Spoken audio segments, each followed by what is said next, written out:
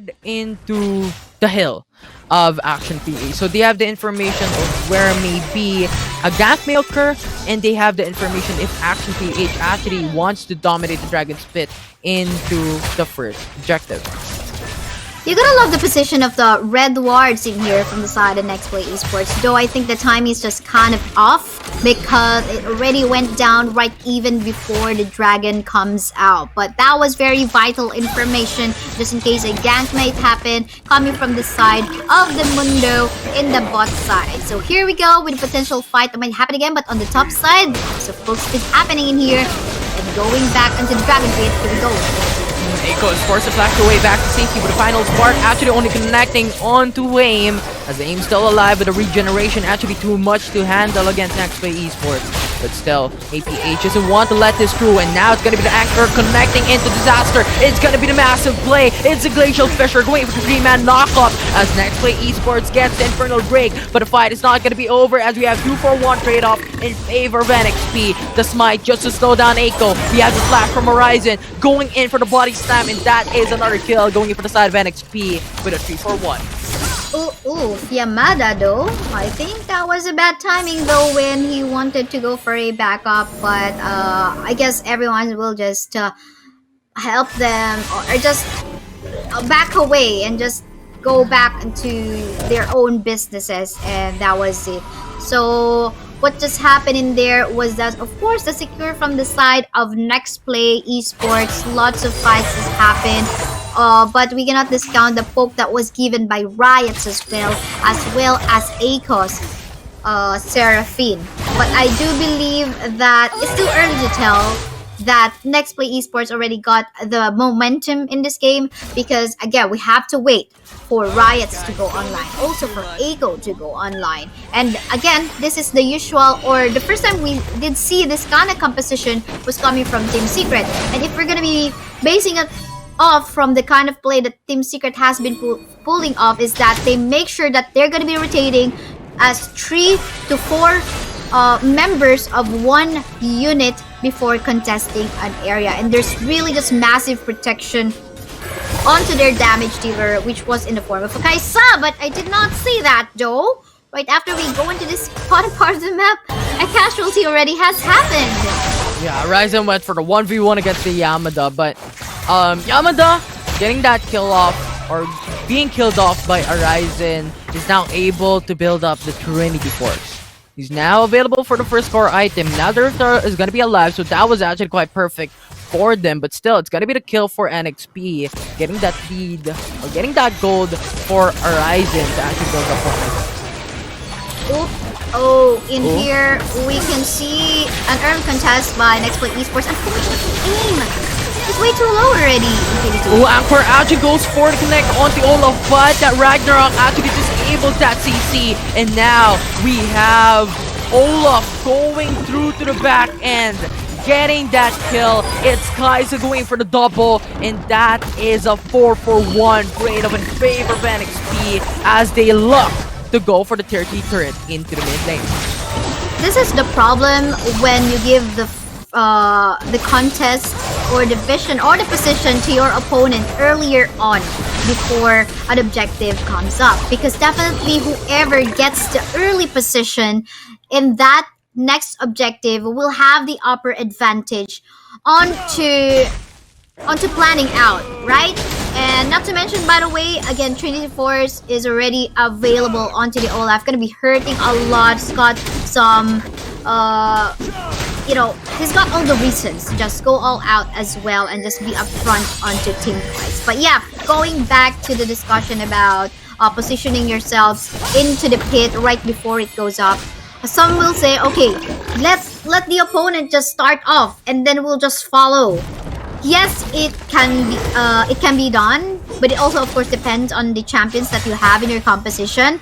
But in general, I feel like it is more important for you to be in the position first.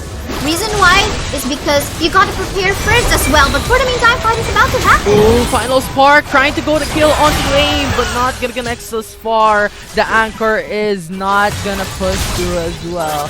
And 2-shot barrage. Gotta connect onto Ezreal indeed. but not gonna go through as Fiora once again gets picked off by a RAZER. Now with the Rift Herald pushing through into the Dragon lane, they have the potential to go for the tier 2 turret and get the goal, but first plate will only be done as a Shockwave with a Fremon knockup. Glacial Fissure to just delay the fight, but we have AIM just the right time to go for the response. AIM is now forced to back away for now as they're happy with the 1-for-1 trade. Oof, here we go. 10k gold lead this time in favor of NEXPLAY Esports. The Sunfire is also... Oh my goodness! Was that a Killer Instinct that was just done by Uzi just to get the kill? And yeah, that was quite unfortunate for AIM though, dying onto the hands while just trying to farm in his own jungle. And BRK Infinity Edge ready, built up by the Kai'Sa. Gonna be hurting a lot even further later on. And we'll see how this will further go though. But for the meantime, again, this is a massive lead, Infinity. The question is now, how can Action PH potentially make a comeback from the lead that NEXPLAY Esports has gotten at this 10-minute game time? And again, we have an objective that is about to come up. I do believe, though, that it is important for them to make sure that they're going to be utilizing and connecting all those kills, all those CCs that they got in preparation for a clash. And I think the hard part in here, they don't really have a CC lock up against the species on the side of NEXPLAY. No one to just target lock either the Orianna or the Kai'Sa or the Lux. I think that was what's lacking as well. But here we go, Infinity. Ooh, Disaster is gonna be picked off, pinned down by the enemy team as they get the kill. And I like how you stated how Action PH lacks in the vicinity of single targeted CC. I think that's the thing. They're relying too much on the ultimates of Eiko and the ultimate of Simon. And with those unavailable, they can't get the pickoff against Uzi.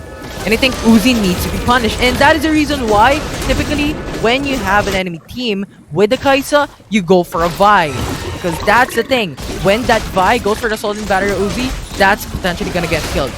And I think that is where Action PH right now lacks in terms of that one. But they can utilize this one in terms of going the 5v5 route against NXT.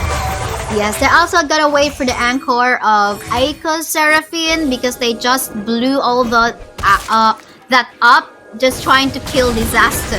So we'll see how this will go. I think it's now just a few seconds before it goes up again, and looks like they're gonna be picking up Leandris for her already. So this is gonna hurt a little bit even further. But for the meantime, on the top side, just Chi 1v2, just pressuring in. I think they're utilizing the Baron buff, going in for the pressure into the Baron lane, pressure into the mid lane, and pressure into the Dragon lane.